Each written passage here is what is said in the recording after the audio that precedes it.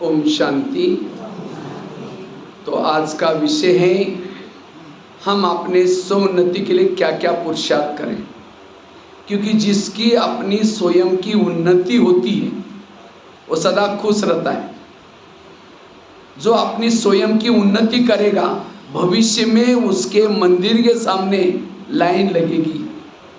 इतना नहीं, कई लोग उसके पास आएंगे, इसीलिए आएंगे कहेंगे हमें भी कुछ दो, हमारा भी समस्या का समाधान करो। आगे चल करके हर ब्राह्मणों के सामने लाइन लगने वाली है, लेकिन कब लगेगी? जब आप अपनी उन्नति करेंगे, क्योंकि आगे चल करके बहुत समस्या आने वाली है, बहुत सारे प्रॉब्लम्स आने वाले हैं। इसलिए अपनी उन्नति करके अपनी बुराई को, अपने संस्कारों को परिवर्तन करना। जो अपनी स्वयं की उन्नति करता है उसका पद ऊंचा होगा। जो अपनी स्वयं की उन्नति करता है वो वायुमंडल को अच्छा बना सकता है। तो स्वयं की उन्नति करने का पहला पुरुषार्थ है आत्म अभिमानी बनना। जो देह भान में आता है वो अपनी उन्नति कभी भी नहीं कर सकता। इसलिए अगर मुझे अपनी उन्नति करनी है, आगे बढ़ना है, आत्मा का लेसन बार बार पक्का करो।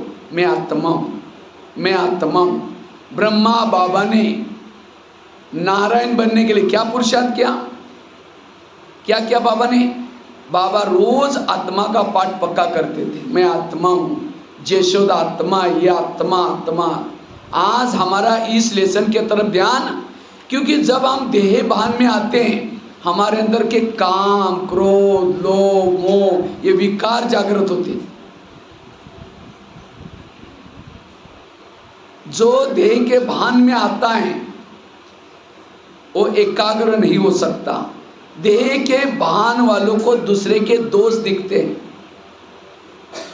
देह के भान वाला कर्म योगी नहीं बन सकता, वो बैठ करके भी योग लगा नहीं सकता।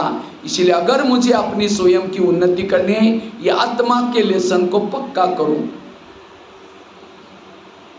दादी जानकी जी हर क्लास में क्या बोलती थी? मैं कौन और मेरा कौन, मैं आत्मा और मेरा बाबा।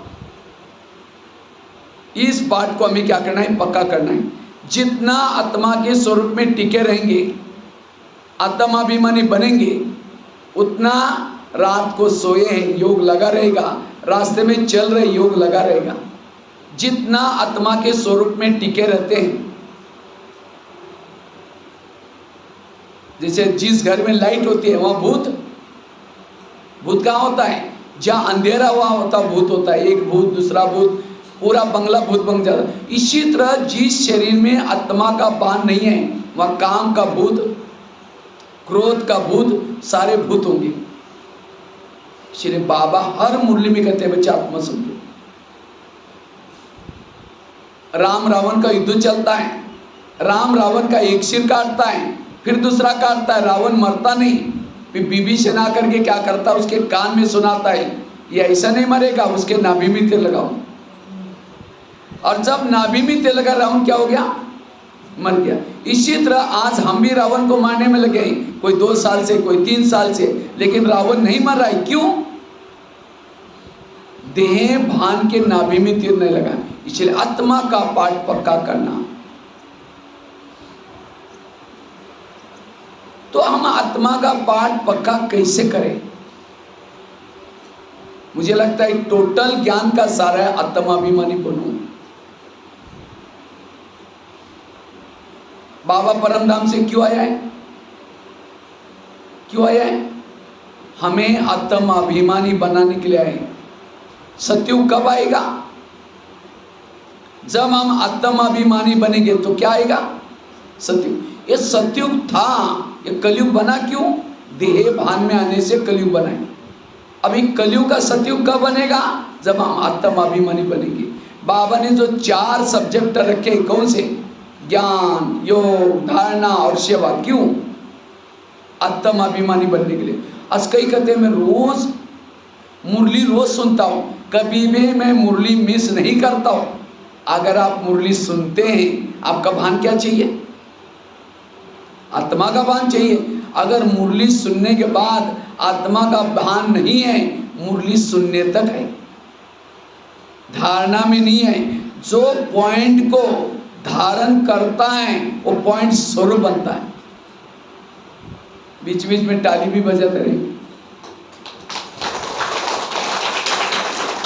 ताली बजाने से मेरा उमंग नहीं बढ़ेगा, लेकिन बाजू में कोई सो रहा है उठ जाएगा थोड़ा सा, ये भी आपकी सेवा हो जाएगी। ठीक है, कोई पॉइंट अच्छी लगते हैं ताली बजाने के लिए, उसके लिए कोई जीएसटी नहीं रखी। जैसे भारत में जीएसटी है, हर चीज़ों के ऊपर जीएसटी लेते हैं, लेकिन ताली के लिए कोई टैक्स नहीं है।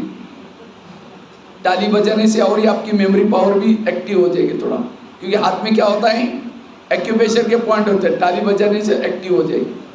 ठीक है, तो बीच बीच में लगातार नहीं, कोई पॉइंट अच्छी लगती है तो जरूर कर। जो पॉइंट को धारण करता है वो क्या बनेगा, पॉइंट स्वरूप बनेगा।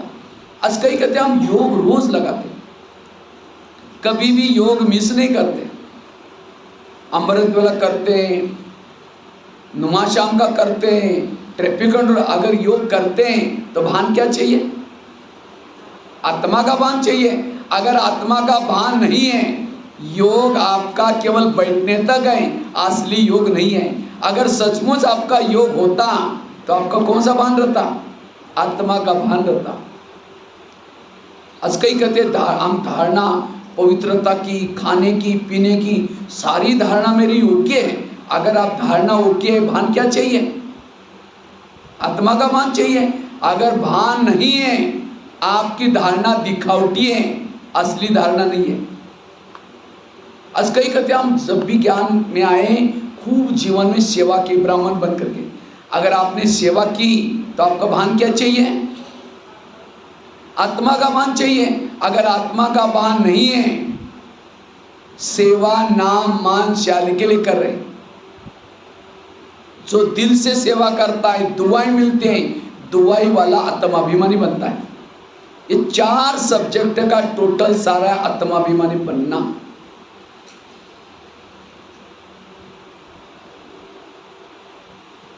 एक भाई ने मुझे क्वेश्चन पूछा, कहता भाई साहब अगर आग के पास कोई जाएगा तो क्या होगा, क्या होगा, गर्मी का अनुभव होगा। उसके लिए कोई कमेंट करने की जरूरत नहीं। अगर कोई बर्फ के पास जाएगा तो क्या होगा, ठंडी का अनुभव होगा। उसके लिए भी कोई कमेंट करने की जरूरत नहीं। अगर कोई परमात्मा सर्वशक्तिवान उसके सामने पास कोई जाएगा तो क्या होगा, हाँ, शांति का, शक्ति का अनुभव होना चाहिए। लेकिन कहता मैं डायमंड हॉल में गया था, माउंट आबू में।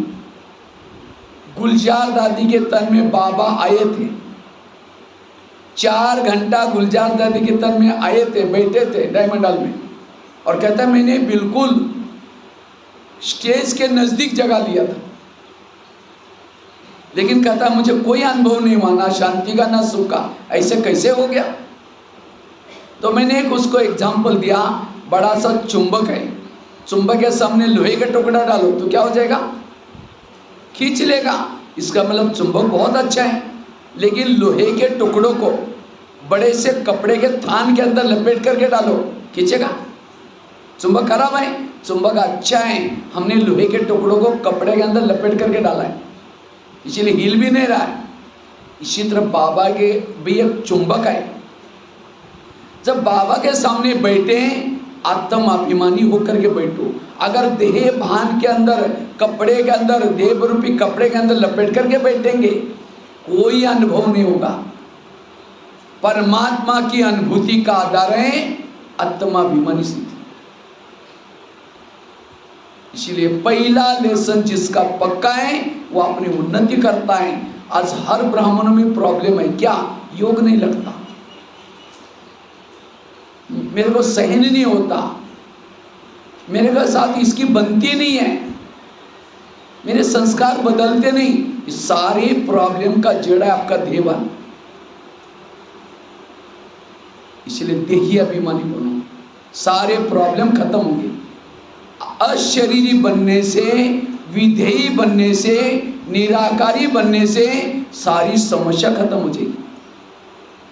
इसलिए बाबा कहते हैं बच्चे आत्मा का पाठ पक्का करो, इससे ही आपकी सौन्नति होगी।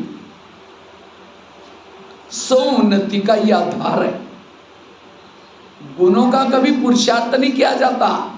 जैसे बीज बोया ही नहीं, पानी दिया ही नहीं, वृक्ष आएगा नहीं। जब वृक्ष नहीं होगा तो फल कहां से होगा? इसी तरह मैंने आत्माभिमानी का अभ्यास किया ही नहीं, स्मृति का पानी दिया ही नहीं, तो हमारे जीवन रूपी वृक्ष में नम्रता, धैर्यता, सहनशीलता, ये फल कहां से लगेंगे? अगर आपके जीवन में गुण नहीं है, आत्मा का पाठ पक्का नहीं किया। और याद रखना, अंत में जो पेपर आने वाले हैं, कौन से पेपर आएंगे? प्रकृति के पेपर्स आएंगे। अचानक भूकंप होगा, ऐसा भूकंप होगा, खत्म हो, काफी सारे लोग खत्म होंगे। अचानक समुद्र का पानी लहर ऐसी आएगी, हिमालय को छूने के लिए जाएगी, वापिस सबको लेके जाएगी समुद्र में।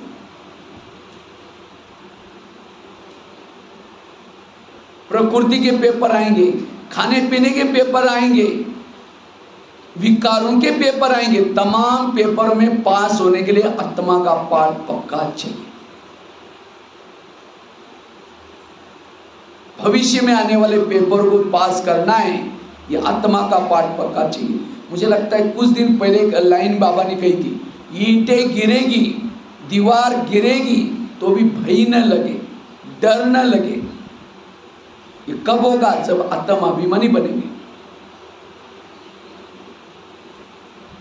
आत्माभिमानी का पाठ पर, आत्माभिमानी वाले निश्चिंत, निर्भय, अचल अडोल रहते हैं। जैसे बिल्डिंग का फाउंडेशन बनाया जाता है, जितना खर्चा ऊपर होता है उतना कितना खर्चा लगता है ऊपर? जितना फाउंडेशन में खर्चा उतना ऊपर लगता है। और जिन्होंने फाउंडेशन में कंजूसी की, उसकी बिल्डिंग गिर जाएगी। इसी तरह आज हमें भी जीवन रूपी बिल्डिंग को बनाना है, तो हमारा आत्मा का फाउंडेशन पक्का चाहिए। तो ये आत्मा का पाठ हम पक्का कैसे करें? उसके लिए 7 स्वरूपों का अभ्यास करो। मैंने जब शुरू में ब्रह्मा कुमारी में आया था, मैंने पहला लेसन पक्का करने के लिए 7 स्वरूपों का अभ्यास किया। 7 दिन के लिए 7 गुण। सोमवार के दिन आनंद स्वरूप, मंगलवार के दिन शक्ति स्वरूप, बुधवार के दिन प्रेम स्वरूप। एक एक दिन के लिए एक एक गुण, और उसी से मुझे आत्माभिमानी बनना इजी हो गया। मैं ये कोई क्लास नहीं करा रहा हूँ, मैंने अपने ब्राह्मण जीवन में अपनी उन्नति के लिए क्या क्या धारणा की, वह आपको मैं सुना रहा हूँ। मैं अपनी पहली कहानी सुनाता हूँ, शॉर्ट में सुनाता हूँ। वैसे तो मैं लौकिक में महाराष्ट्र का हूँ, रहता अभी मधुबन में। महाराष्ट्र में एक छोटे से गांव में जन्म हुआ। 11 साल तक मैं स्कूल में नहीं गया था, माँ बाप पढ़े लिखे थे ही नहीं। तो 11 साल के बाद हमारे खेती से एक रोज बच्चा जाता था, तो मैं सोचता था ये बच्चा रोज कहाँ जाता है। एक दिन उस बच्चे के पीछे पीछे गया। एक मंदिर में स्कूल लगती थी, तो टीचर ने कहा पहले क्यों नहीं आए? हमने कहा सर मुझे पता नहीं। चलो पहले 2 मिनट हम बाबा को याद करेंगे, वो गीत बजेगा, सब उठ करके खड़े रहेंगे। तो मैं आपको मेरी अपनी कहानी सुना रहा था।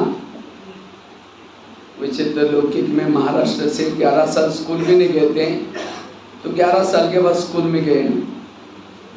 तो एक मंदिर में 7 कक्षा बैठती थी, एक ही टीचर था, 7 कक्षा बैठती थी। तो मैंने कहा सर मुझे भी पढ़ना है। मना किया, तुम तो बड़े हो गए, अब थोड़ी पढ़ सकते हैं। मैंने कहा सर मुझे कोई नौकरी नहीं करनी है, मुझे कक्का सीखना है, बस का बोर्ड पढ़ने के लिए। तो मेरी लगन दे करके कहता ठीक है कल से आओ। तो पहले दिन टीचर ने 5वीं कक्षा वाले बच्चों के साथ बिठाया और कहा कि पहले को सुनाएंगे तो भी सुन लेना, दूसरे को रोज मैं जाना शुरू किया। घर वालों ने कहा रोज तुम कहाँ जाते हो? हमने कहा स्कूल में। कहा कि अपने पैसे नहीं जाना, मना किया। मैंने कहा मैं बिना पैसे का पढ़ूंगा। तो मैं रोज सवेरे जल्दी उठता था, नीम के बीज इकट्ठे करता था। वहाँ गम बबुल के बहुत पेड़ होते हैं महाराष्ट्र में, खासकर हमारे गांव के आसपास। तो सवेरे चढ़ करके उसे गम निकालता था, बेचता था, अपने पाँव पर खड़े होकर के पढ़ाई किया। तो 7वीं कक्षा में बोर्ड की परीक्षा थी, तो टीचर ने कहा तुम डायरी पेन नहीं लाते, कल से स्कूल में नहीं। अब सोचे क्या करें, घर में तो मना किया। तो मैं क्या करता था, रद्दी से पुरानी डायरी लाता था, पहले स्याही से लिखते थे, और उस रद्दी के डायरी को पानी से धुलाई करके धूप में सुखा करके फिर लिखता था। ऐसी करके पढ़ाई किया। जब मैं पढ़ता था मेरे पास खाने के लिए कोई कुछ नहीं था, चावल उबाल करके गरम चावल पर शक्कर डाल के खाता था। चोरी नहीं की, गलत रास्ते में नहीं गया, और उसी ईमानदारी का, सत्यता का एक दिन मुझे फल मिला। एक दिन आया, उसी रद्दी में ब्रह्मा कुमारी का किताब मिला, उसी से ज्ञान में आया।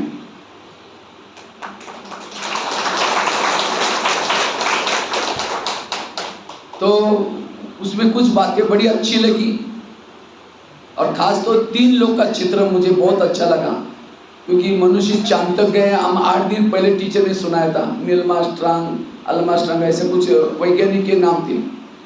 तो मैंने सोचा यार चांद से भी आर पार ब्रह्मा बैठा है, विष्णु, यहाँ कौन गया होगा। तो मैंने सर को देखा, सर कहते हैं छोड़ो इसका कोई क्वेश्चन नहीं आएगा। हमने कहा सर पढ़ाई केवल क्वेश्चन आंसर लिखने के लिए तो नहीं पढ़ते। तो मैंने क्या किया, प्रिंसिपल को पूछा, उन्होंने भी गोलमाल जवाब दिया। फिर मैंने ब्रह्मा कुमारी में पत्र लिखा, आदरणीय ब्रह्मा कुमारी, आप लोग तो चंद्रमा जी भी पार गए, लेकिन आप लोगों ने अपना नाम जगरू में भी क्यों नहीं लिखवाया। तो वहां से मुझे एक पत्र आया, आप 10 रुपये भेजो। मेरे पास 10 रुपये तो था ही नहीं। मैंने कुएं से ला करके पानी बेचा, 2 पैसा 3 पैसा, 6 महीने में 10 रुपये इकट्ठा किया, मनी ऑर्डर से भेजा, और उसी से मेरा कोर्स हुआ। 7 दिन के कोर्स के 6 महीना तक मुझे एक एक किताब आता गया। उसके बाद 10वीं में बोर्ड में पहला नंबर लिया। ITI का कोर्स करने के लिए वहाँ एक बड़े शहर में गए थे, तो वहाँ एक ब्रह्मा कुमारी की पाठशाला मिली। पहले दिन मैं पाठशाला में गया था, गीता पाठशाला में, तो वहाँ मुरली चल रही थी। हर मुरली के शब्द में बच्चे तुम आत्मा हो, तुम आत्माभिमानी बनो। मुझे लगा यहाँ का मुख्य लेसन आत्मा का है। मैं बाहर गया और अपने हाथ पर लिख करके रखा, यहाँ मैं आत्मा हूँ, यहाँ लिखा हो, यहाँ लिखा। और इस आत्मा के लेसन के ऊपर इतनी मेहनत की। जब मैं शुरू में जाता था सेंटर पाठशाला में, मेरे पास एक ही कुर्ता था, फटा हुआ था। मैं ऐसा पकड़ करके वो हाफ चड्डी पहन के स्कूल का ड्रेस में जाता था, और महाराष्ट्र वाली मराठी वाली टोपी, गांधी टोपी, वो पहन के जाता था, और लास्ट में बैठता था। कभी सेंटर की बहनें कहती थी बेचारा गरीब बच्चा भी रोज आता है, ये पता नहीं सतयुग में आएगा नहीं आएगा, ये किसी की बात भी नहीं करता। क्योंकि मैं गांव से गया था, सबसे डरता था, 2 शब्द भी नहीं बोलता था। लेकिन मैंने ज्ञान योग का अभ्यास किया, ITI पूरा हुआ। ITI होने के बाद फिर मैंने बहन जी को कहा, बहन जी मुझे मधुबन में जाना है। कहते तुम गरीब बच्चा मधुबन में जाकर करोगे क्या, तुमको क्या आता है। मुझे छुट्टी नहीं दिया। तो मैंने सोचा नहीं, हमें तपस्या करने, तपस्या से मधुबन में जाने का चांस मिलेगा। तो मेरा ITI पूरा हुआ था, खाली था, फ्री था।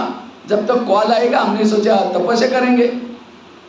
तो मेरे को एक माता जी ने एक मकान फ्री में दिया था, तो मैं वहाँ मकान में रहता था, झोपड़ी जैसे था। रात को 10 बजे से सवेरे 5 बजे तक योग लगाया, आत्मा का पाठ पक्का किया। और एक दिन बाबा सामने आकर के कहता है, बच्चे तुमको मैं मधुबन निवासी जरूर बनाऊंगा। मैंने कहा सर बाबा मुझे छुट्टी नहीं मिलती, उसकी चिंता तुम नहीं करो। और ड्रामा ऐसा बना, मधुबन में पहुंच गया। कहाँ खाने के लिए चावल उबाल करके खाते थे। आज माउंट आबू में 25,000 लोगों का जहाँ भोजन बनता है उसमें सेवा कर रहा हूँ। गुलजार दादी के साथ 10 साल तक रहे, जिनके तन में बाबा आता है, उस दादी के साथ 10 साल रहने का मौका मिला। आज 40 मैगजीन में लिखता हूँ। मुझे लगता है आपका ओम शांति संदेश एक मैगजीन निकलता था काठमांडू से, हर मासिक में लेख पढ़े। जब से शुरू हुआ, जब से अंत तक कोई भी मैगजीन खोलो उसके अंदर भगवान भाई मन लेख जरूर मिलेगा। मेरे को सारे लोग बोलते आप नेपाल के हैं। हमने कहा हो सकता है कोई एकाधा जन्म तो नेपाल में लिया। और नेपाल में 70 जिले में गया हूँ। यहाँ कोई बैठा है 70 जिले में गया हुआ है? कोई नहीं। सारे शहर के नाम याद आए, बेनी, बागलुंग, रोलपा, रुकुम, डडेलदोरा, धारचूला, सोलुकोंबो, सभी तरफ ओकल डोंगा, हर गांव, जिरी, चरीकोट, दादिंग, धारके, सब एक एक पहाड़ी पर जाकर के बाबा का संदेश दिया। कहाँ गांव में रहते थे, 11 साल स्कूल में नहीं पढ़ा किया था, लेकिन अपनी अवस्था बनाई। बहनें छुट्टी नहीं दे रही थी, लेकिन अवस्था बनाई। आज सेवा पीछे। मेरे पास इतनी सारी बहनों की चिट्ठियां पड़ी, भाई जी आप कभी हमारे पास आ जाओ ना। 12,000 कॉलेज में, 11-1200 जेलों में लेक्चर किया, जिसके कारण इंडिया बुक ऑफ रिकॉर्ड में नाम दर्ज। बाबा ने तो मेरे ऊपर इतना उपकार किया, अपना नाम ही मुझे दे दिया, भगवान ने अपना भाई बनाया। कितना वंडरफुल बाबा है। ये है जो स्वयं की उन्नति करता है। मेरा एक लेख छपा था ज्ञानामृत में, धूल में छिपा हुआ हीरा। कहा धूल में पड़े थे, लेकिन बाबा ने वहां से मुझे कहा मिटाया, मधुबन के शोकेस में रखा हुआ है। इसके लिए हमने ये जो क्या पुरुषार्थ किया, आज यहां तक पहुंचे। वो पुरुषार्थ मैं आपको सुना रहा हूं। आत्मा का पाठ पक्का किया। उसके लिए मैंने 7 दिन के लिए, सोमवार के दिन शांत स्वरूप, मंगलवार के दिन आनंद स्वरूप, बुधवार के दिन शक्ति स्वरूप, एक एक गुण को पक्का किया। दूसरी बात है, अगर आत्मा का पाठ पक्का करना है, आपके पास पवित्रता होना जरूरी है। अगर पवित्रता नहीं है, एक पांव पर खड़ा होकर के आत्माओं का सिर दर्द हो जाएगा, आत्मा का अनुभव नहीं होगा। तो पवित्रता क्यों जरूरी आत्माभिमानी बनने के लिए? पहले जमाने में दिया आता था, दिया, चिमनी, लालटेन, क्या क्या बोलते पता नहीं, या नेपाल में क्या बोलते उसको। कई लोग तो डब्बे में भी होल करके ढक्कन के अंदर से बाती डालते थे और केरोसिन डालकर उसको जलाते थे। तो पुराने लोग हमको पता होगा। पहले लाइट नहीं रहती थी, लैंप भी बोलते थे उसको। अब उस लैंप के अंदर, दिए के अंदर केरोसिन नहीं है, माचिस लगाओ, लैंप जलेगी? चलेगी? नहीं चलेगी। इसी तरह अगर हम योग में बैठेंगे, योगी भी क्या है? एक दिया, एक चिमनी, एक लालटेन है, और उसके अंदर तेल क्या है? पवित्रता। अगर इसमें तेल नहीं है, कितना भी आप जोर लगाओ, आत्मा का अनुभव नहीं होगा। फ्लेम का भोजन, वो लालटेन का जो फ्लेम है, ज्योति, उसका भोजन क्या होता है? केरोसिन। इसी तरह आत्मा रूपी फ्लेम का भोजन क्या है? पवित्रता। जितना उस आत्मा को पवित्रता पहुंचाएंगे यहाँ, लेकिन पवित्रता आएगी कब? स्मृति। स्मृति है बाती। जैसे लालटेन में तेल है, दिए में, लैंप में तेल है, लेकिन बाती नहीं, माचिस लगाओ, जलेगा? क्योंकि वो बाती का काम क्या होता है? जो नीचे तेल फैला हुआ है, उसको कहाँ पहुंचाना? बाती तक। इसी तरह स्मृति में रहो। बाबा कहते ध्यान ऊपर लगाओ। बाबा डायमंड हॉल में आया है, लेकिन कहता है क्या? अब चलो अपने मूल वतन में चलो। ये नहीं कहता कि मेरे पास आ जाओ। क्या बोलता है? क्योंकि वहां से भी कहाँ लेके जाता है? ऊपर। क्योंकि ऊपर बुद्धि लगाने से हमारी पवित्रता ऊपर चलती है और इसे दीपक जलता है। इसको भक्ति मार्ग में कहते हैं ऊर्ध्वगामी। जिसका ध्यान किसी व्यक्ति वैभव में है, उसकी ऊर्जा नीचे चलते देवभान अनुभव होगा। आत्माभिमानी बनना है पवित्रता। तीसरी बात है निरहंकारी बनो। कोई भी कलाओं का, विशेषताओं का, पैसे का, धन का कोई अभिमान ना हो। अगर अभिमान आया, आत्मा के स्वरूप में नहीं टिकेंगे। 2 प्रकार के मय है, एक है असली मय, दूसरा है नकली मय। नकली मय कौन सा? मैं इंजीनियर हूँ, मैं डॉक्टर हूँ, मैं ये हूँ, मैं ये हूँ। और जो नकली मुखोटे पहन के चलता है, उस प्रमाण किसी ने पूछा नहीं, सम्मान नहीं किया, अपमान फीलिंग होगी, मुझे पूछा ही नहीं, मुझे बोला ही नहीं, तो वो आत्मा का अनुभव कैसे करेगा? इसलिए ये नकली मुखोटे नहीं, निरहंकारी बनो, आत्मा के स्मृति में चलो। इसलिए निरहंकारी बनना। आज कई माताओं को बहन जी ने कहा, माता जी थोड़ा वो ऊपर जा करके हॉल में झाड़ू लगा दो। कहते बहन जी हम कितने बड़े घर के, हम घर में इधर का ग्लास इधर नहीं किया और यहाँ ऐसा काम करेंगे। अगर मेरे को कोई गली वाला देखेगा मेरे को क्या बोलेगा? इसलिए बहन जी हमारा पोजीशन देखकर सेवा देना। ये भी क्या बहाना है? कौन सा बहाना है? ध्येय बहाना है। ये सेवा किसके लिए मिलती है? ध्येय भान को मिटाने के लिए। कोई इंजीनियर हो, डॉक्टर हो, झाड़ू लगाओ, पोछा लगाओ। ब्रह्मा बाबा कितनी बड़ी हस्ती, निरहंकार। एक बार की बात है, ब्रह्मा बाबा की बात सुनाता हूं आप लोग। एक बार ब्रह्मा बाबा ने हाफ निकर पहनी थी और बनियान पहना था और कुछ सिर में गमछा जैसे कुछ लपेटा था और गोबर होता है, गोबर गाय का या जो भी, गोबर लेकर के उसको मिक्स करके उपला बना करके दीवार पर चिपका रहे थे। क्योंकि पहले खाना ऐसा बनता था, वो अंगूठी होती थी उसके अंदर वो डालते थे और उसे खाना बनता था। तो इतने में कहा, दादी जी आई, कहा कि बाबा एक वीआईपी आपसे मिलने के लिए आए, आप जल्दी जल्दी हाथ पांव धुलाई करके कपड़े चेंज करके ऑफिस में आना, वो भाई आपका इंतजार कर रहे हैं, वीआईपी बड़ा है। तो बाबा कहते हैं बच्चों को यहीं भेज दो। कहा कि बाबा आपका ये देख करके सोचेगा संस्था का ऐसा होता है। बाबा थोड़ा सा कपड़े चेंज करके कहते नहीं बच्चों को यहीं भेज दो। 3-4 बार दादी बोली तो भी बाबा कहता है बच्चों को यहीं। अब दादी ने भेज दिया। जैसे वो वीआईपी ने बाबा को देखा, क्या देखा? एक विष्णु चतुर्भुज खड़ा है, हाथ में चक्र घूम रहे हैं, एक हाथ में गदा है, दूसरे हाथ में पद्म है, शंख है। कुछ समय के बाद देखता है एक बुजुर्ग व्यक्ति गोबर का उपला घुमा रहा है, निकर पहनी है। कुछ समय तो चतुर्भुज विष्णु। तब वो वीआईपी समझ गया ये ब्रह्मा, ये बुजुर्ग कोई साधारण नहीं, विष्णु चतुर्भुज है। उनके चरणों में पड़ा, पूरा परिवार के सहित समर्पित हो गए यज्ञ में। ये है निरहंकारिता। इसलिए कभी भी कोई चीज का अभिमान, कहते विद्या विनयेन शोभते, विद्या ने बस क्या नहीं चाहिए? विनम्रता।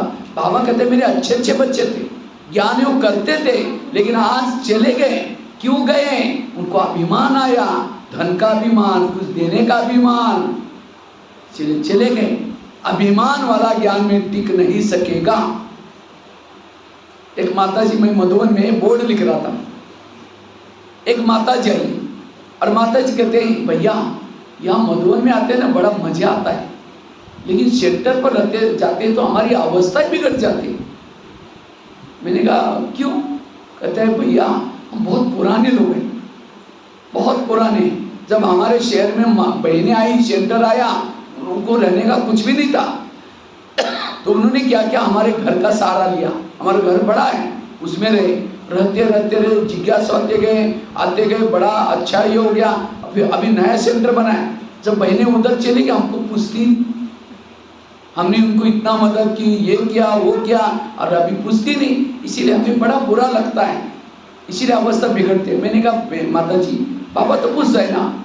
कहते हाँ बाबा तो पूछता है। हमने कहा 4 पेज का रोज मुरली भेजता है, मीठे बच्चे बोलता है, गुड मॉर्निंग बोलता है, गुड नाइट बोलता है, तो बाबा पूछता है? कहता हाँ बाबा पूछता है। मैंने कहा जिसको भगवान पूछे उसको कोई देहदारी पूछे ना पूछे क्या फर्क पड़ सकता है? तो माता कहते थैंक यू करके चली गई। तो मैंने बोर्ड पर क्या लिखा, जरा सोचो, जिसको स्वयं भगवान पूछता है वो उसको कोई पूछे न पूछे क्या फर्क पड़ सकता है? जिसके दिल में स्वयं भगवान है उसके दिल में किसी की क्या जरूरत है? जिसने स्वयं भगवान को देखा उसको इस संसार के देखने की क्या आवश्यकता है? बाबा मिला कुछ नहीं चाहिए, निरहंकारी बनो, आत्मिक स्थिति बने। तीसरी बात है, आत्मिक स्थिति का आधार है व्यर्थ संकल्प से मुक्त बनना। जो ज्यादा सोचता है, निगेटिव सोचता है, व्यर्थ सोचता है, वह आत्मा का अनुभव नहीं कर सकता। घड़ा भरा हुआ है, नीचे से छेद है, सारा पानी निकल जाएगा। इसलिए आत्म अभिमानी बनो। इसके लिए व्यर्थ संकल्प। एक शिष्य था, गुरुजी के पास गया, कहते गुरुजी मैं बहुत भक्ति करता हूँ, दान करता हूँ, पुण्य करता हूँ, लेकिन मुझे कुछ अनुभव नहीं हो रहा है, क्या भगवान मेरे से रूठ गए? तो गुरु जी हंसने लगे, कहते हैं बात तो सही है। कहता है 3-4 दिन पहले मैं बगीचे में बैठा था, तो बगीचे में 5-6 युवा आए। इन युवाओं को प्यास लगी थी, तो गुरु जी ने कहा सामने कुआं है, वहाँ बाल्टी है, रस्सा है, जाकर पी क्या जाओ। तो 5-6 युवा वहाँ चले गए, उन्होंने बाल्टी को रस्से से बांधा, कुएं में छोड़ा, पानी खींचा, पानी नहीं मिला। दोबारा बाल्टी डाली, फिर खींचा, नहीं मिला। 10 बार उन्होंने बाल्टी डाली, पानी नहीं मिला, छोड़ के चले गए। कुआं था, बाल्टी थी, रस्सा था, तो भी प्यासे गए। क्यों? बाल्टी को छेद थी। वो बाल्टी कैसी थी? इसी तरह वो तो कुएं के पास गए थे, आप कहाँ हैं? सागर, लेकिन आपके पास बाल्टी भी है, रस्सा भी है, मेहनत भी करते हैं, लेकिन आपके मन रूपी बाल्टी को छेद है। मेरा सोचने की आदत है, आत्मा अनुभूति परमात्मा अनुभूति नहीं होगी, इसलिए व्यर्थों से बचे रहो। हम लास्ट वाला शाम कैसे शहर में लेंगे, व्यर्थों से हम कैसे बचना है। जिसके संकल्प निगेटिव चलते हैं वो आत्मा का अनुभव नहीं करेगा। आत्मा की अनुभूति के लिए विधि से योग चाहिए, आत्मा की अनुभूति के लिए सोमानों के अभ्यास चाहिए। आत्मा अभिमानी बनने के लिए बाबा ने पहले लेसन में सुनाया, शरीर तुम्हारी क्या है? गाड़ी है, और आत्मा उसका क्या है? ड्राइवर है। जैसे गाड़ी का ड्राइवर गाड़ी को रात को कहाँ लगाता है? गैरेज में। और सोता कहाँ है? कहाँ सोता है? गाड़ी में सोता है। और आजकल जो मकान बनाते हैं बड़े शहरों में, नीचे से पिलर उठाते हैं, नीचे पार्किंग होता है, रहने का कहाँ होता है? ऊपर। इसी तरह हमें भी आत्माभिमानी बनने के लिए रोज अपने शरीर की गाड़ी को गैरेज में लगा दो, बेड पर लगा दो। सोने के लिए कहाँ जाओ? ऊपर। लेकिन हम क्या करते हैं? गाड़ी को गैरेज में लगाते सो और यहीं सो जाते। इसलिए आत्मा का अनुभव करने के लिए ये गाड़ी का अभ्यास करना है। शरीर में एक गाड़ी है, मैं आत्मा ड्राइवर हूं। ये शरीर क्या है? एक सोने का डब्बा लिया, सोने का डब्बा, सोने के डब्बे के अंदर लेट्रिन डाल दिया, जो रोज फेंक के आते हैं बाथरूम में, उसको डाल दिया आपके आंखों के सामने। फिर कप निकाल, खांसी करने में जो कप निकालता वो ढेर डाल दिया, हरी मौज डाल दिया, और डब्बे को आपके हाथ में दिया पैक करके, और कहा इसको दिल में लगा कर रखना, सदा साथ में रखना, बीच बीच में देखते रहना, प्यार भी करना, चुंबन भी लेना वो डब्बे का। लेंगे? लेंगे? कहेंगे नहीं, इतना गंदा हमको नहीं चाहिए। तो शरीर क्या है? शरीर भी एक सोने का डब्बा है, ऊपर से गोरी सी चमड़ी है, और अंदर क्या भरा हुआ है? लेट्रिन भरा हुआ है, कब भरा हुआ है, हरी मौज भरी है। और 10 बार आईने में देखते रहे कि मैं कितनी अच्छी हूँ, मैं कितना अच्छी हूँ। किसी को बार बार देखते रहेंगे, लगता है बस उसको छू, उसको प्यार करो। अरे किसको प्यार कर रहे हैं? उसके अंदर क्या भरा हुआ है? अगर प्यार करना है आत्मा से करो, शरीर से नहीं करो। जो शरीरों से प्यार करता है अनैतिकता की तरफ जाता है। इसलिए बाबा कहते हैं बच्चे आत्माओं को देखो, आत्माओं से बात करो। ये आत्मा का पाठ पक्का करने वाला स्वयं की उन्नति करता है। तो ये धारणा पक्की करने में आत्मा हूं। दूसरी बात है, अगर स्वयं की उन्नति करना चाहते हो, उसके लिए बाबा के श्रीमत का पालन करने की आवश्यकता है।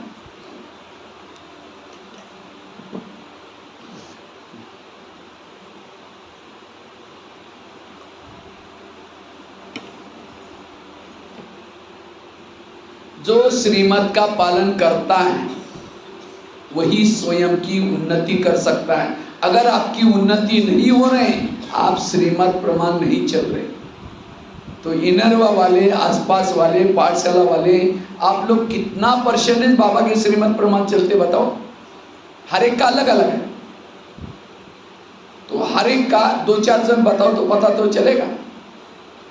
हाँ, कितना परसेंटेज चलते हुए आज तक का अनुसार? हाँ बोलो बोलो, बड़ा बड़ा।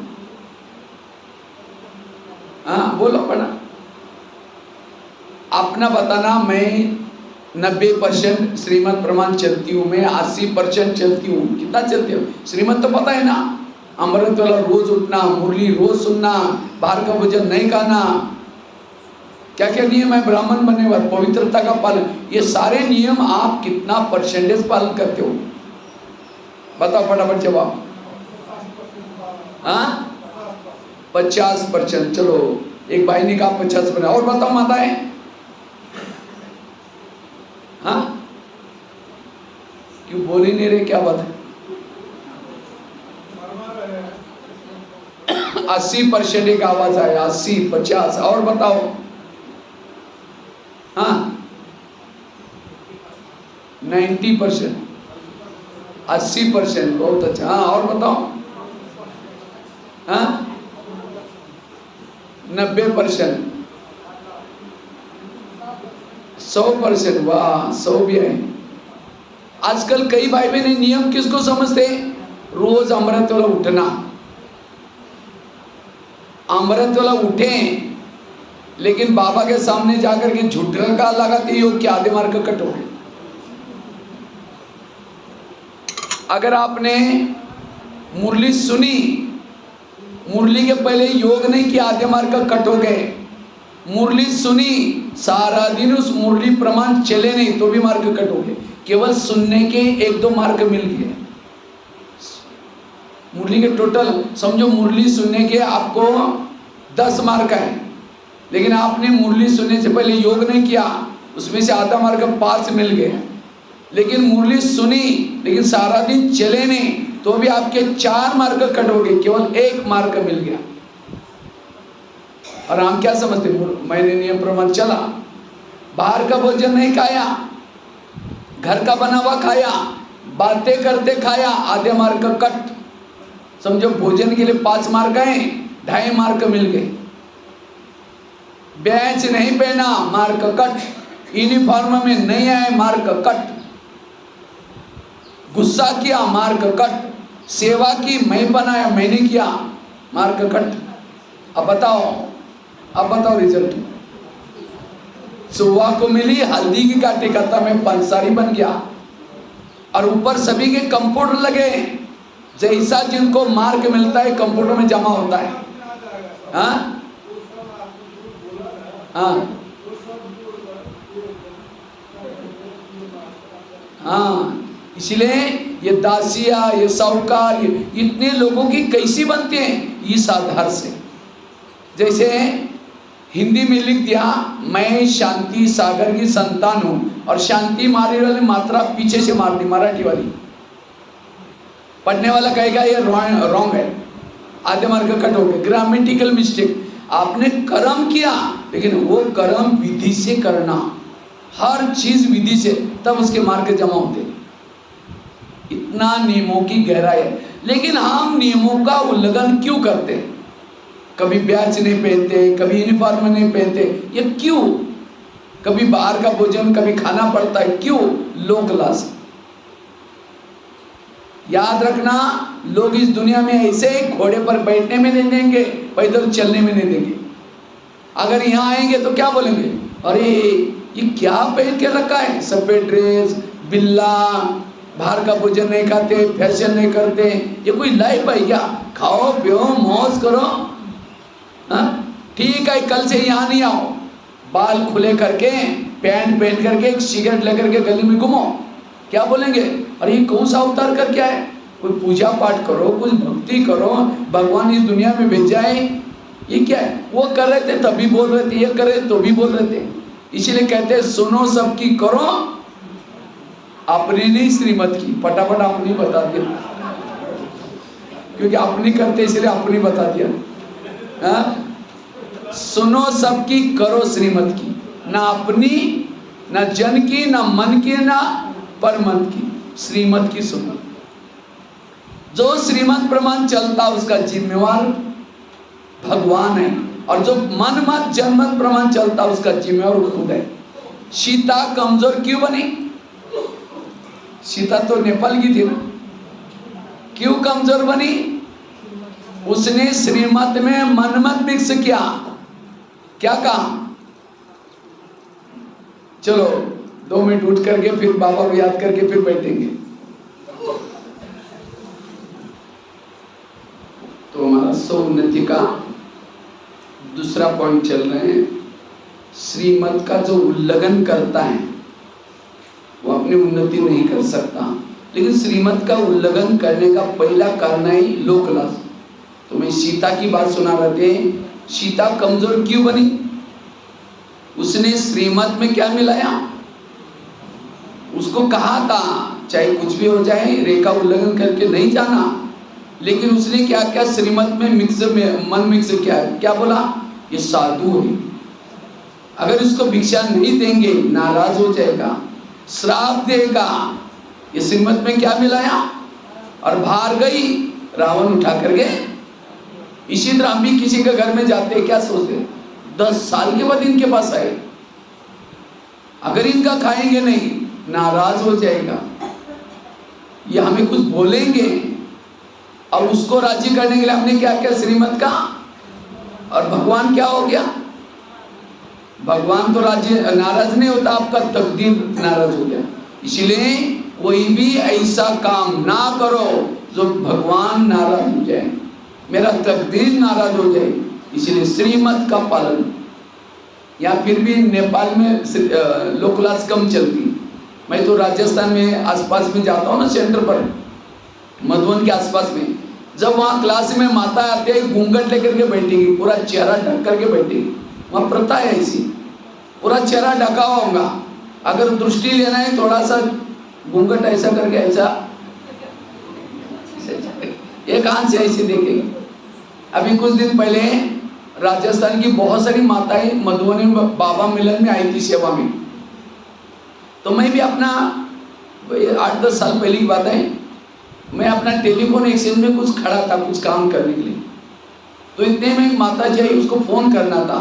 जब फोन लगा रही थी उस समय घूंघट उघट नहीं लिया था, जैसा उसका फोन लगा फटाफट घूंघट लेकर के बात कर रही थी। तो मैंने माता जी को पूछा, माता जी आप ऐसे घूंघट से बात क्यों कर रहे थे? कहते ससुर जी से बात कर रहे थे ना। मैंने कहा ससुर जी कहाँ रहता है? कहते जयपुर में रहता है। माउंट आबू और जयपुर का डिस्टेंस 500 किलोमीटर है। हमने कहा 500 किलोमीटर दूर से देखा तो नहीं उन्होंने, मेरी बहू ने तो घूंघट तो लिया नहीं। लेकिन मुझे वो बात बड़ी अच्छी लगी। ये घूंघट क्यों लेते हैं? बड़ों के लिए रिस्पेक्ट, हमारे से जो बड़े हैं उनके लिए रिस्पेक्ट के लिए घूंघट लेते हैं। लेकिन ससुर जी का ससुर जी कौन है? शिव बाबा। उसकी इतनी लोकलाज आते हैं, अगर अमृत वाला नहीं उठेंगे ससुर जी क्या बोलेंगे? मुरली सुने नहीं जाएंगे ससुर जी क्या? अगर लोकलाज करने बाबा की करो और किसी की करने की कोई जरूरत नहीं।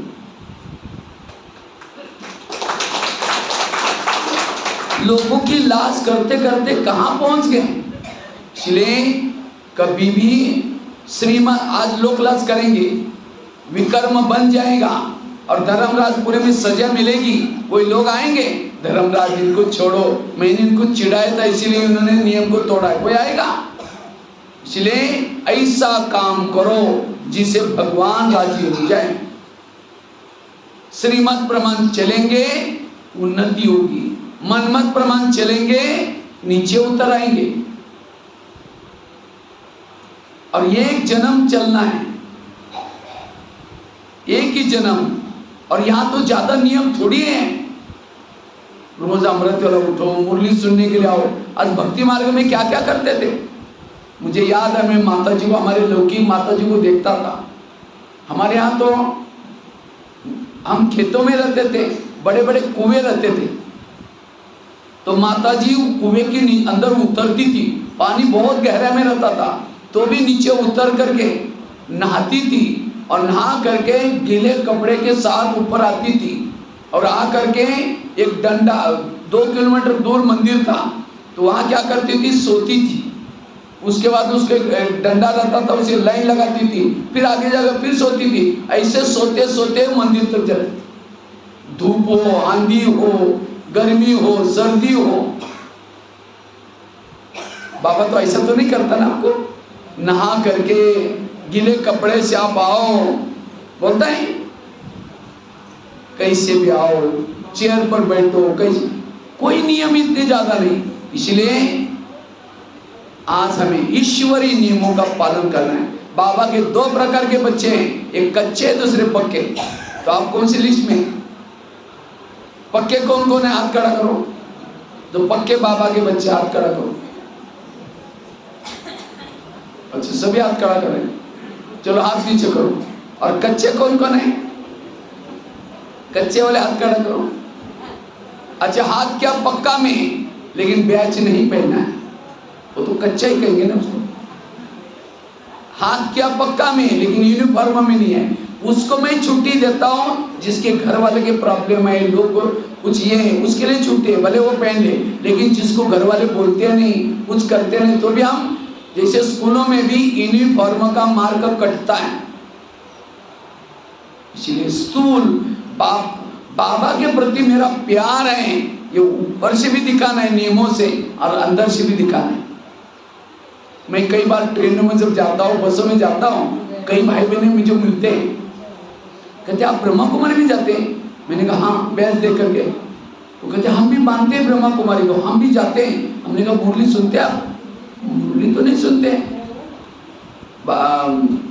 वहाँ अमृतलो उठते हैं? कहते अमृतलो तो कभी नहीं उठते। हमने कहा क्या का मानते हैं फिर? बाबा को मानना अर्थात बाबा के श्रीमत को मानना। दुनिया में कहते हम भगवान को मानते हैं, भगवान को मानते हैं, लेकिन भगवान की पवित्र बनो नहीं मानते, अमृत लौटो नहीं मानते। काय का मानते हैं फिर? भगवान को मानना अर्थात भगवान की हर श्रीमत का पालन करना। कोई भी माँ बच्चों को प्यार कब करते हैं? कब करते हैं? जब बच्चा माँ का कहना मानता है, सवेरे जल्दी उठाएगी, अच्छे कपड़े पहनाएगी, कई बातें कहेगी, देखो बेटा कपड़े गंदे नहीं करना, पढ़ना, लड़ना नहीं, झगड़ना नहीं। बच्चा जाता है, लड़ता है, झगड़ता है, कपड़े गंदे करके आता है, मम्मी मम्मी मम्मी किचन से देखेगी तो मैंने कहा, वो माना ही नहीं, जाएगी जब 2 थप्पड़ लगा देगी, प्यार नहीं करेगी। तुमको मैंने कितना अच्छा कहा था, गंदा हो क्या है? अरे वही बच्चा माँ ने कहा वो करके आता तो मम्मी मम्मी मम्मी क्यों गोदी में बिठाएगी, प्यार करेगी। इसी तरह बाबा में हमारे कौन है? माँ है। रोज सवेरे जल्दी उठाते हैं, फरिश्ता ड्रेस पहनाते हैं और कई डायरेक्शन देते हैं, बच्चा आत्मा समझो, पर चिंतन नहीं करो। हम बाहर जाकर के सारा उल्टा करते हैं और शाम को आकर के बाबा बाबा करेंगे।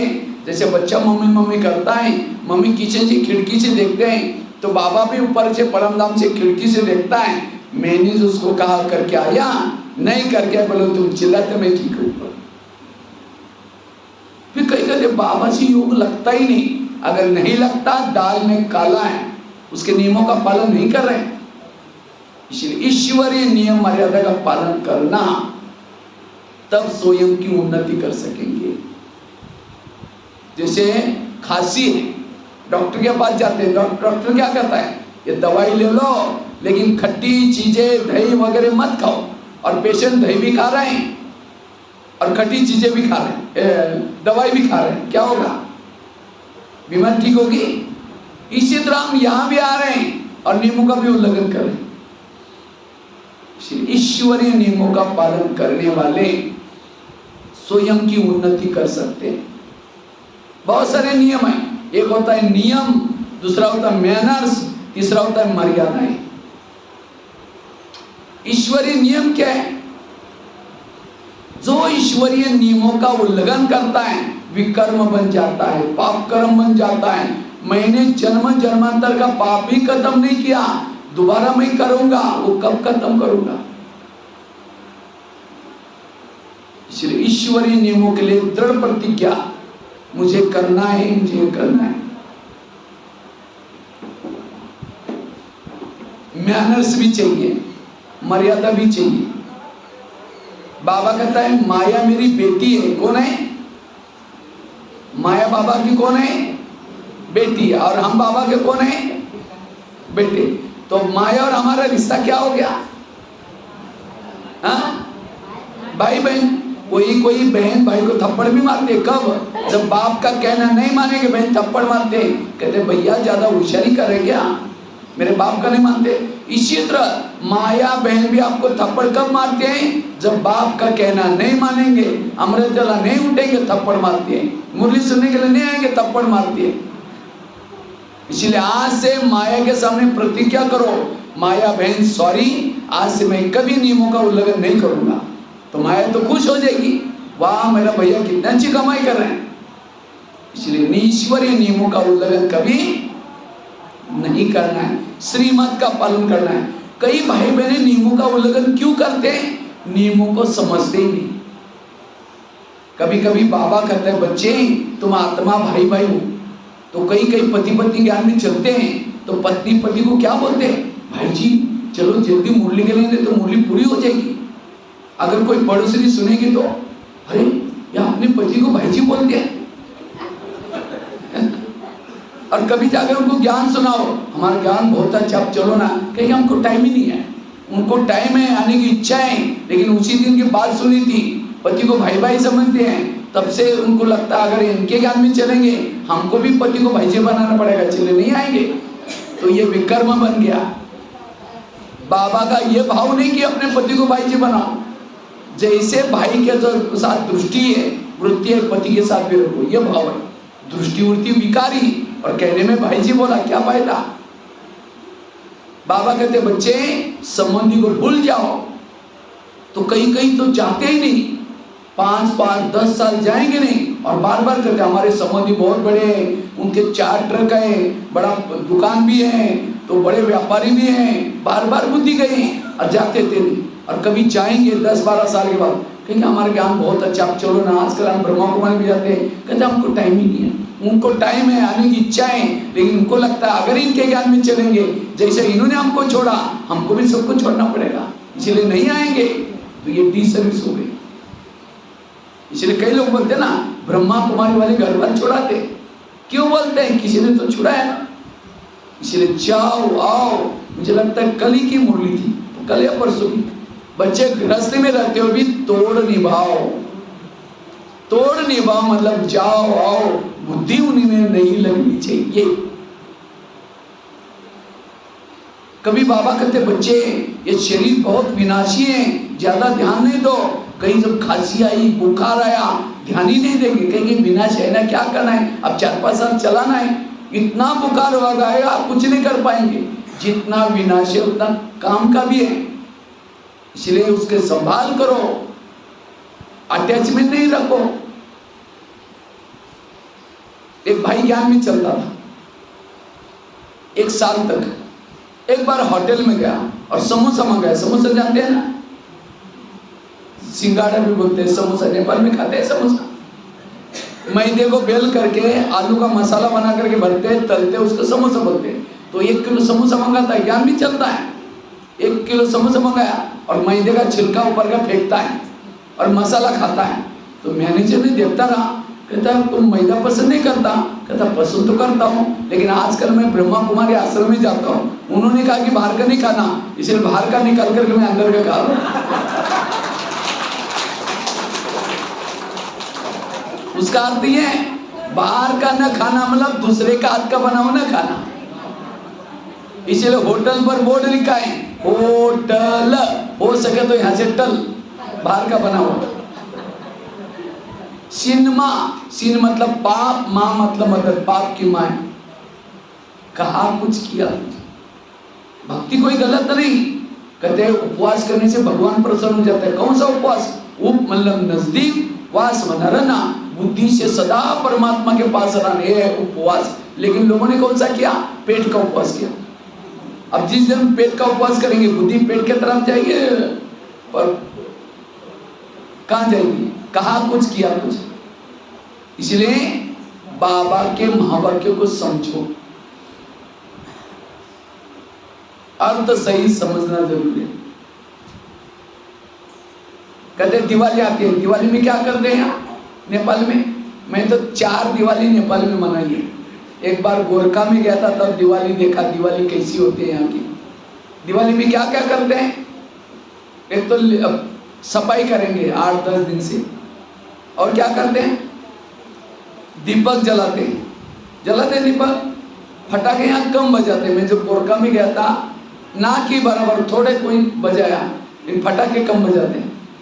लेकिन दीपक तो सभी घर में लाइटिंग करते हैं। क्यों? लक्ष्मी आने वाली, दीपक जलाएंगे। लक्ष्मी किसने किसने आई हुई देखा कभी? हाँ, दीपक जलाएंगे तो लक्ष्मी कैसी आएगी? लक्ष्मी का वाहन है उल्लू, उल्लू को लाइट में दिखता ही नहीं। पटाखा बजेंगे तो उल्लू घबरा करके और कहीं चला जाएगा। तो कौन सी सफाई करो? ईर्ष्या, घृणा, नफरत, इसकी सफाई करो। कौन सा दीपक जलाओ? आत्मा का दीपक जलाओ। आज लोगों ने अर्थ का क्या किया? अनर्थ किया। इसलिए कई बाबा के बच्चे भी अर्थ का क्या करते हैं? एक माताजी ज्ञान में चलती थी, तो एक बार गुरुवार का दिन सेंटर पर आई थी, तो बहन जी भोग बना रही थी, तो माताजी को कहा, माताजी एक वीआईपी भाई आया, उसको हॉल में लेकर जाकर के चित्र पर समझाओ, तब तक मैं भोग बना के आती हूँ। तो माताजी गांव से आई थी, तो भाई को लेके आकर के पहला चित्र लगातार लक्ष्मी नारायण का जैसे यहाँ लगाया। तो भाई को कहते आप यहाँ रोज आया करो, आपका ट्रैक्टर बहुत अच्छा हो जाएगा। कहता है ट्रैक्टर? यहाँ के गैरेज का काम सिखाते हैं। कहते हैं लक्ष्मी नारायण भी ट्रैक्टर से गिर गए, परमात्मा उनका ट्रैक्टर ठीक किया और मेरा भी ट्रैक्टर यहाँ अच्छा हुआ। वो कैरेक्टर बोलने के बजाय ट्रैक्टर ट्रैक्टर बोल रहे। अब इंग्लिश शब्द है, बाबा कहते बच्चे तुम्हारा कैरेक्टर ठीक हो जाएगा। लक्ष्मी नारायण भी कैरेक्टर, वो कैरेक्टर शब्द बोल के ट्रैक्टर ट्रैक्टर बोल रहे। कभी कभी हम ज्ञान का अर्थ का क्या करते हैं? इसलिए बाबा के श्रीमत के पीछे के भाव को समझो, तब श्रीमत का पालन होगा। जो श्रीमत प्रमाण चलता है उसकी सौन्नति होगी। ये दो बातें बताए। तीसरी बात है, अगर मुझे अपनी स्वयं की उन्नति करनी है, पहली बात कौन सी सुनाई? आत्म अभिमानी बनने का अभ्यास। दूसरी कौन सी बताई? श्रीमत का पालन। तीसरी बात है पर चिंतन, पर दर्शन से मुक्त बनो, वही स्वयं की उन्नति करेगा। पर चिंतन पतन की जड़ है, सो उन्नति, सो चिंतन उन्नति की सीढ़ी। तो परचिंतन तो समझा ना? जो कभी भी किसी का परचिंतन नहीं करते ना सुनते, ऐसा कोई बैठे यहाँ? हाथ खड़ा, मुश्किल ही होगा। झूठ बोले कौवा काटे। कौन कौन नहीं करता? हाथ खड़ा करो। अच्छा, सब लोग करते, इसका मतलब, और खास तो माता ही ज्यादा करते, भाई लोग भी करते हैं, लेकिन माता ही, क्योंकि माताओं में सहन शक्ति ज्यादा है कम है? हाँ, माता ही से। ये दरवाजा बंद कर दो इसको, सबका ध्यान में लेकर ड्यूटी लगे, जैसे कोई भी आया ऐसे कर। हाँ, इसको बंद ही रखो, क्योंकि जब हम सुनाते इसे देखते हैं, हम सोचते पता नहीं, मैं भी देखता हूँ कौन भी आया। जानकी दादी को ये अच्छा नहीं लगता, तो जब अच्छी बातें चल रही उसकी वजह उधर दिख रहे।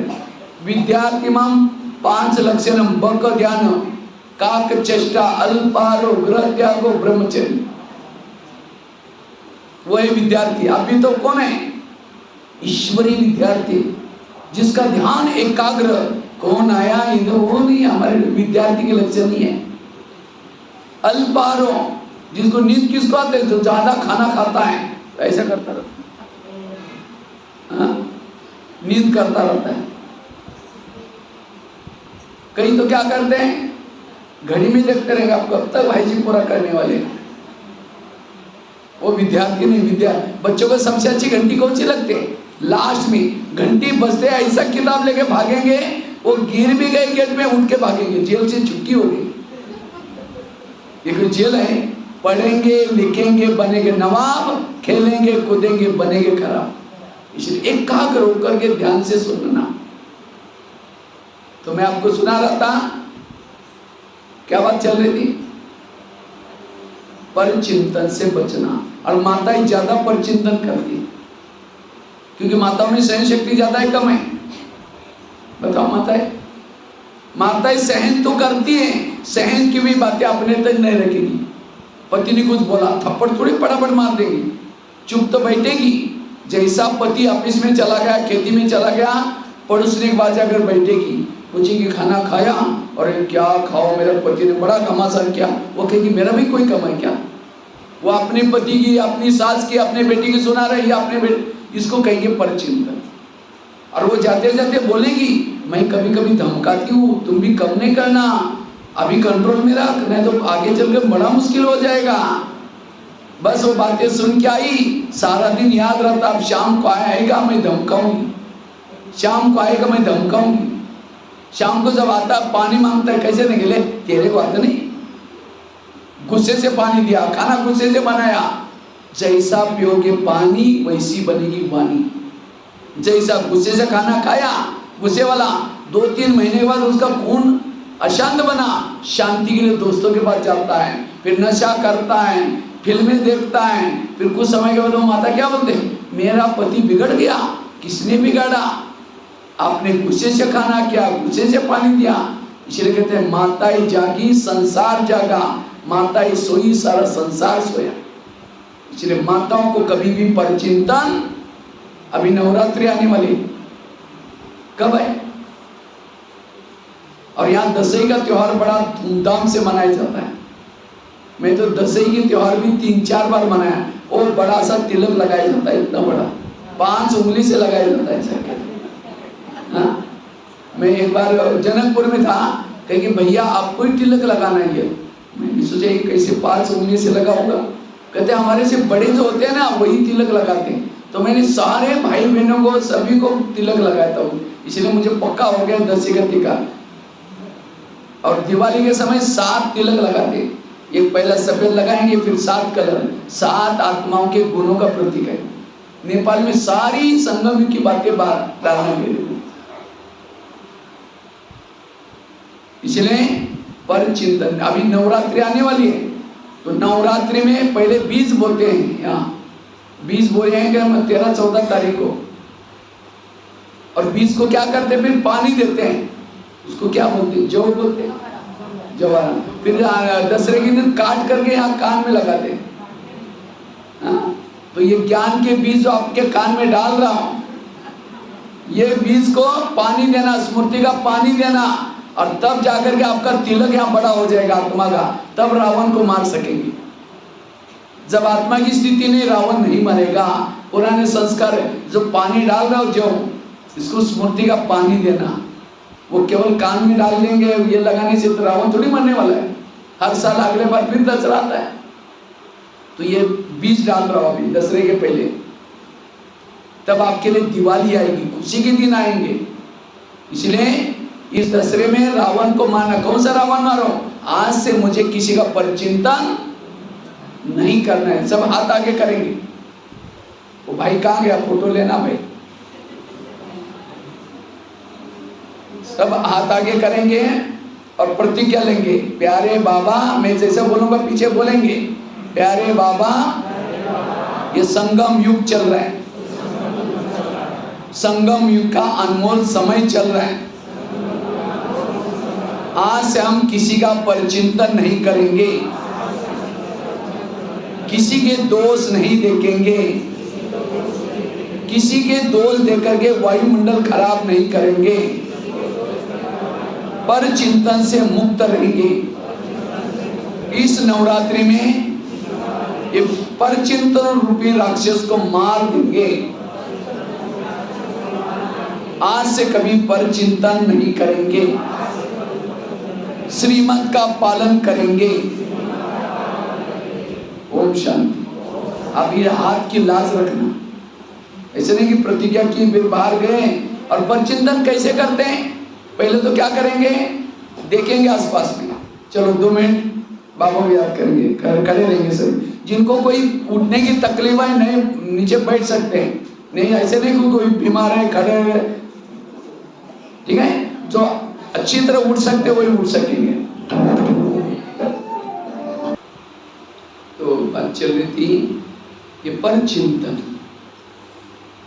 परचिंतन जब हम करते तो क्या करते हैं, पहले नजर दौड़ाते, कोई देख तो नहीं रहा है, और धीरे से जाकर के क्या करेंगे, किसी के कान में।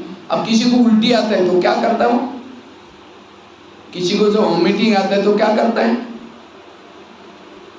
पहले तो वॉमिटिंग क्यों करते हैं, जो चटपटी चीजें खाता है देखता है वो क्या करता है, वॉमिटिंग करता है, क्योंकि पेट में डाइजेस्ट नहीं होता। तो वॉमिटिंग किस में की जाते हैं, वॉश बेसिन में। इसी तरह सारा दिन जो निगेटिव बातें, व्यर्थ बातें देखता है, उसको बुद्धि में डाइजेस्ट नहीं होता, वो जाकर के दूसरों को सुनाता है। और कहाँ सुनाता है? वोमिटिंग किस में करते हैं? उल्टी किस में करते हैं? वॉश बेसिन में। तो कान कोई वॉश बेसिन है ना? कान का आकार कैसा है? सुंदर सा वॉश बेसिन है, बीच में एक नली भी है। और वो कोई उल्टी करता है तो नाक बन के कहते उधर जा उधर जा, और यहाँ कोई उल्टी करता है तो और क्या होगा? उठ के भी जा रहे हैं, भाई उठो ना, चाय पानी पी के जरा बताओ ना क्या क्या। मुझे लगता है संडे की मुरली पिछले 15-20 दिन पहले पर चिंतन, पर दर्शन, पर मत से मुक्त होकर के परोपकारी बनो, आंखें खोलने वाली मुरली थी। ये बाबा को ऐसी मुरलियां चलाने क्यों पड़ रहे हैं? क्योंकि आज ब्राह्मण परिवार में जो प्रॉब्लम है, उन्नति नहीं हो रहे हैं, पर चिंतन। इसीलिए आज इस भट्टी से पर चिंतन को समाप्त करके जाना, और उसके लिए प्रतिज्ञा भी की है, किसी के भी दोष ना देखना। आकाश में थूकेंगे, थूका कहाँ आएगा? अपने मुंह पर आएगा। अगर किसी की बुराई करेंगे, घाटा आपका ही होगा, आपका एनर्जी गई, ताकत गई। इसलिए कभी भी किसी का परचिंतन ना करना। परचिंतन करने वाला प्रभु से प्यार नहीं कर सकता। अब किसी के घर में जाओ, उनके बच्चे भी बैठे हैं, बाप भी बैठा है, बच्चों को कहेंगे बच्चे ठीक नहीं, नालायक है, ऐसा है वैसा है, और बाप को कहेंगे आप बहुत अच्छे, आप कितने अच्छे, बाप कहेगा तुम पहले यहाँ से भाग जाओ। क्योंकि हर मम्मी पापा को बच्चे क्या होते हैं? प्यारे होते हैं। बच्चा लूला हो, लंगड़ा हो, आंधा हो। इसी तरह सारे संसार के बच्चे लोग हैं, किसके बच्चे हैं? बाबा के बच्चे हैं। और शाम को हम क्या करते हैं? सारा दिन कहेंगे बहन ऐसे, वो भाई ऐसा, वो भाभी ऐसे, पड़ोस ऐसे, और शाम को योग में बैठेंगे, मीठे बाबा, प्यारे बाबा, शांति के सागर, दया का सागर। बाबा कहेंगे मैं भूल गया, मुझे याद दिला रहे, पहले तुम यहाँ से भाग जाओ, तुमने मेरे बच्चों की गिलानी की और मेरे को मीठे बच्चा, मीठे बाबा बोलता है। भगवान से प्यार करने से पूर्व भगवान ही रची हुई दुनिया का हर इंसान मुझे प्रिय चाहिए। इसलिए कभी भी किसी का परचिंतन नहीं। इसलिए कभी कभी मुरली में बाबा कहते हैं बच्चे झगमुई झगमुई नहीं करो, बच्चे किसी का परचिंतन नहीं करो। परचिंतन करने से अपना गला कट जाता है। परचिंतन से खुद का गला काटेगा, हमें तो माया का गला काटना है। परचिंतन करने वाला वायुमंडल खराब होता है। इतना ही नहीं, जो परचिंतन करेगा ज्ञान की एक पॉइंट भी बुद्धि में नहीं रहेगी। सरस्वती कहाँ बैठी है? सरस्वती की कहाँ बैठी है? किसके ऊपर बैठी है? हंस के ऊपर। हंस का कलर कैसा है? सफेद है। बैठती थी हंस के ऊपर। हाँ, अब आपके क्लास में कोई छोटी सी बच्ची है, पानी में हंस तैर रहा है, उसके ऊपर बिठाओ, क्या हो जाएगा? हंस तैरेगा, चलो डूब जाएगा। और सरस्वती माँ तो कितनी बड़ी है, अगर वो बैठेगा तो हंस की हालत क्या होगी?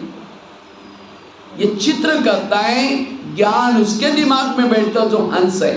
हंस अर्थात नीर अलग। हंस को पानी और दूध मिलाकर दो, पानी को छोड़ देगा, दूध पिएगा। कंकड़ और मोती मिलाकर दो, कंकड़ को छोड़ेगा, मोती चुगेगा। जो ज्ञान में चलने के बाद जो दूसरे की बुराई को छोड़ करके अच्छाई लेता है वो है हंस। और जो ज्ञान में चलने के बाद फिर भी दूसरे की बुराई देखता है वो है कौवा। और कौवे के ऊपर सरस्वती माँ। और संगम युग में जिसके बुद्धि में सरस्वती नहीं बैठी, भविष्य में उसके घर में लक्ष्मी नहीं आएगी, संपन्नता नहीं होगी। तो अगर मुझे घर में लक्ष्मी आना चाहिए, संपन्न बनना है, सरस्वती को प्रसन्न करो। पूजा करने की जरूरत नहीं, हंस बनो, मोर बनो, कमल बनो, किसी के दोष ना देखो। इसलिए पर चिंतन से बचना। एक शिष्य था, भगवान के पास गया तो भगवान को कहता है भगवान मैं जीवन में बहुत आगे बढ़ना चाहता हूँ, मैं अपनी उन्नति करना चाहता हूँ। भगवान ने कहा ठीक है, मैं उसके लिए तुम्हें वरदान देता हूँ और साथ में 2 थैले देता हूँ, बैग देता हूँ, थैले देता हूँ। एक ब्याग को भगवान ने कहा तुम आगे रखना, दूसरी ब्याग को पीछे रखना। और भगवान ने कहा जो आगे वाला जो थैला है उस थैले के अंदर तुम्हारे अंदर जो भी बुराई है उस बुराई की चिटकी बनाकर डालिए। और पीछे वाले थैले में भगवान ने कहा तुम्हारे आस पास पड़ोस में जो भी लोग हैं उन सब की बुराई की चिटकी बनाकर डालिए। लेकिन भगवान ने क्या कहा, दूसरे की बुराई के थैले को बांध करके पीछे रखना और अपनी बुराई को कहाँ रखना, आगे रखना, उसको खुला रखना। जब भी तुमको टाइम मिलता है हाथ डालो, अपनी बुराई की चिटकी निकालो, देखो क्या क्या बुराई है और उसको परिवर्तन करना। और दूसरे की बुराई को क्या करना, बांध करके पीछे रखना, देखना नहीं क्या है, सोचना भी नहीं उसके बारे में। तुम्हें सुख मिलेगा, शांति मिलेगा, सब मिलेगा। जाओ, थैले का ध्यान रखना। कहता भगवान मैं ऐसे करूंगा जैसे आपने कहा। वो लेके गया। कुछ साल के बाद वो व्यक्ति क्या करता है, पीछे का थैला आगे करता है, खोल देता है, हाथ डालता है, अच्छा फलाना ऐसा है, वो ऐसा है, और उनको भी सुनाता है। और अपनी बुराई को कहाँ रखा, बांध करके पीछे रखा। कोई बोलते भी अरे तुम ये ठीक है, नहीं मैं ठीक हूँ, उसके कारण ऐसा हो रहा है। कुछ साल के बाद वरदान उल्टे हो गए, दुखी हो गया। फिर भगवान के पास आता, कहता भगवान मुझे सुख मिला ही नहीं, मुझे शांति मिला ही नहीं। भगवान ने कहा अच्छा तुमको जो मैंने थैले थे उसको कहाँ रखा था। कहता भगवान मेरे से भूल हो गई, मैंने पीछे का थैला आगे किया था। भगवान ने कहा यही तुम्हारे दुखों का कारण है। ये कहानी किसी और की नहीं, किसकी कहानी है, ये हम ब्राह्मण आत्माओं की कहानी है। हम भी यहाँ आते हैं, किसी लिए आते हैं, बाबा मुझे थोड़ा सुख मिल जाए, मुझे थोड़ा शांति मिल जाए, मेरे तरक्की हो जाए। बाबा कहता है ठीक है बच्चे, मैं तुम्हें वो वरदान देता हूँ और साथ में 2 थैले भी देता हूँ। दूसरे की बुराई को कहाँ रखो, पीछे, और अपने बुराई को। लेकिन हम बाहर जाकर के थैले को बदल देते हैं, फलानी ऐसी है, ये ऐसी है। खुद तो सोचेंगे, दूसरों को भी जाकर सुनाएंगे।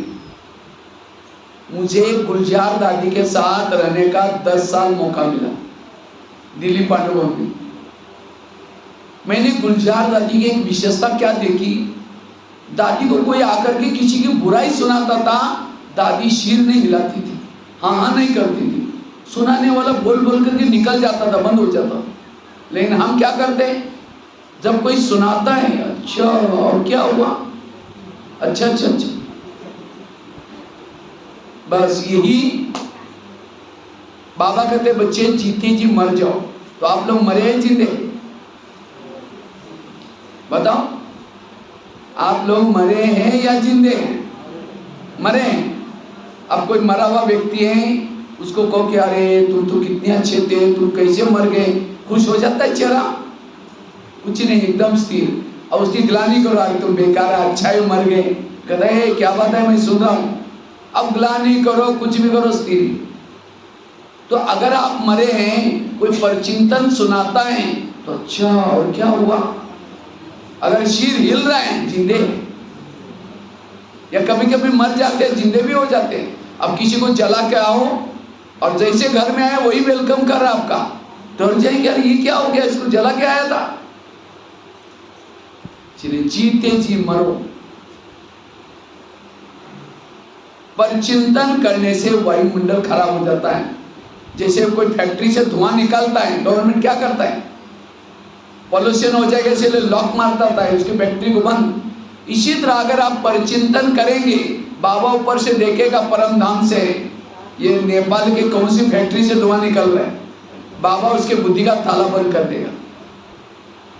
और जिसके बुद्धि का ताला बंद हो जाएगा, उसको परम धाम दिखाई नहीं पड़ेगा, शिव बाबा दिखाई नहीं पड़ेगा, अव्यक्त वतन कुछ भी नहीं दिखाई पड़ेगा।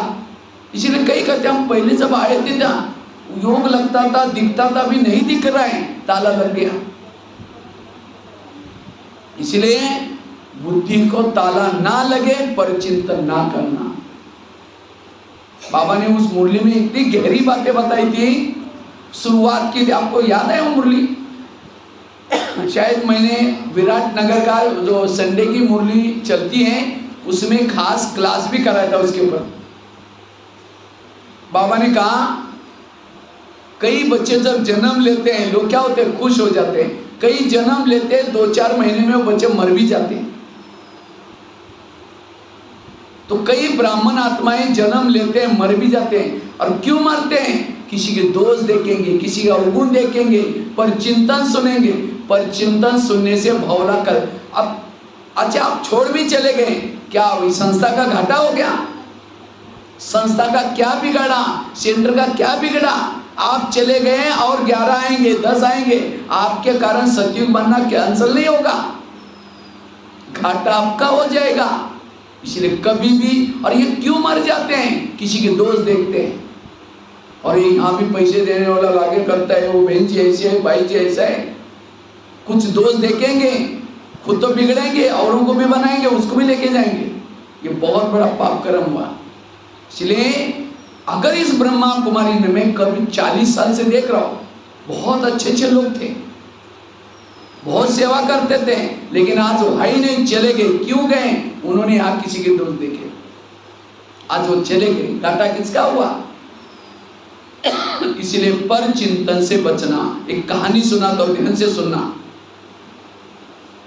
एक सत्संग चलता था, तो उसी सत्संग में बहुत लोग आते थे। तो एक दिन शिष्य उठ करके गुरुजी को कहता है, गुरुजी मुझे एक वरदान चाहिए। तो गुरुजी ने कहा, क्या वरदान चाहिए? कहता है, मेरे बारे में सबके दिल में क्या चलता है मैं जानना चाहता हूँ। तो गुरुजी ने कहा, ठीक है, मैं वरदान देता हूँ, साथ में एक छड़ी देता हूँ। छड़ी मतलब मांत्रिक डंडा देता हूँ। जब भी किसी के दिल में तुम्हारे बारे में क्या चलता है जानना है, ये छड़ी को दिल में रखो, उस व्यक्ति का नाम लो, पता चलेगा उसके अंदर तुम्हारे बारे में क्या चल रहा है। तो छड़ी दी, वरदान दी, शिष्य चला गया। अचानक शिष्य रास्ते में रुक गया और कहता है, मैं गुरुजी के अंदर मेरे बारे में गुरुजी के दिल में क्या चलता है ये मैं जानना चाहता हूँ। तो छड़ी को दिल में रखा, गुरुजी का नाम लिया, थोड़ी सी छड़ी काली हो गई। जब छड़ी काली हो गई, उसको लगता है गुरुजी के अंदर मेरे बारे में कालापन है, इनको गुरुजी बना करके फायदा क्या? आश्रम में आना बंद हो गया। 1 दिन हो गया, 2 दिन हो गया, महीना हुआ, 6 महीना हुआ। एक दिन गुरुजी का ध्यान उसके जगह पर गया, तो गुरुजी को लगा रही 6 महीने से व्यक्ति दिखाई नहीं पड़ रहा है, कहाँ चला गया? तो गुरुजी खुद होकर के उनके घर में गए। कहता है, क्या जी आजकल आप आश्रम ही नहीं आते?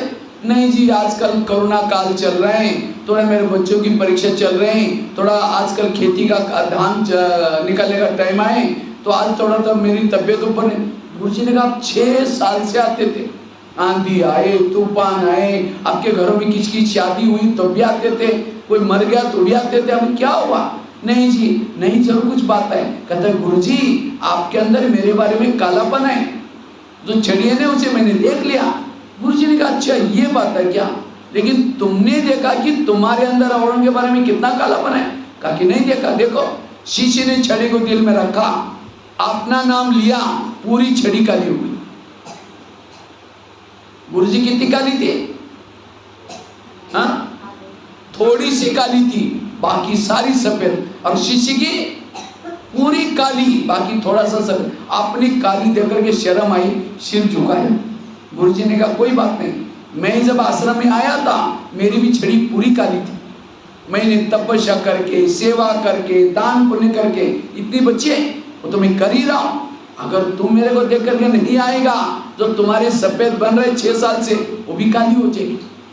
तब वो शिष्य कहता है, गुरुजी आज आपने मेरी आंखें खोली, मैं कितना बुरा काम कर रहा था। कहा कि कोई बात नहीं, आज से कभी भी बड़ों की कमजोरी नहीं देखना। वो शिष्य दोबारा आता है। ये कहानी भी किसकी है? हमारी अपनी है। हम जब शुरू में आते हैं, ज्ञान योग करते करते हमारी पतित आत्मा थी, वो पावन बनना शुरू हो जाते हैं। लेकिन जैसे ही आते हैं, कहीं जो पैसे देते हो, आगे करते हो, बहन जी ऐसे है, मधुबन में ऐसा है, उससे कुछ ना कुछ दोस्त देखेंगे, आएंगे नहीं।